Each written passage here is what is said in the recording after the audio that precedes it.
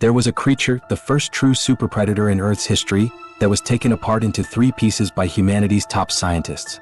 They gave each piece a different name like they were collecting scrap, and then seriously studied them for a whole century. In today's video, we're going to completely unpack this prehistoric monster that collectively blinded all of humanity. You won't just see a chimera mistaken for a shrimp, a jellyfish, and a sponge. You'll also witness what a true metabreaker looks like. When everyone else was the size of a finger, it grew to be 2 meters long.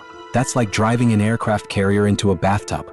It grew a pair of compound eyes with 16,000 lenses, essentially turning on a full map wall hack in an age of blindness. It also had a mouth that could never close, an industrial-grade vacuum grinder.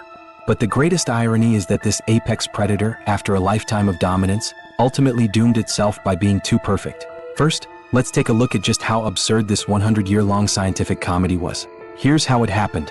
Initially, scientists unearthed its forelimbs. They were a pair of curved, jointed appendages covered in sharp spines, looking almost exactly like the tail of a peeled shrimp. So, the experts declared with a stroke of the pen, "All right, this must be a strange type of shrimp." Next, they dug up its mouth. It was a perfect circular disc with 32 radiating plates.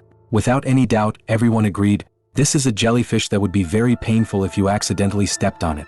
Finally, they found its body, which was a fleshy, lobe-finned slab that looked soft and floppy. The experts stroked their chins and said, this must be a type of sea sponge or perhaps some kind of soft-bodied sea cucumber. And just like that, a shrimp, a jellyfish, and a sea sponge, 3 completely unrelated things, existed independently in textbooks for nearly 100 years. It wasn't until 1981 that a complete fossil was unearthed, delivering a hard slap to everyone's face. All 3 species were actually parts of the same body. This was no shrimp and jellyfish.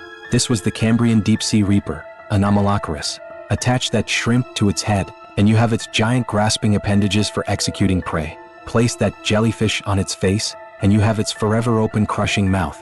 Affix that sponge to its sides, and you have the propulsor wings that allowed it to glide at high speeds through the water. Only when all the pieces were put together did scientists realize what they had missed.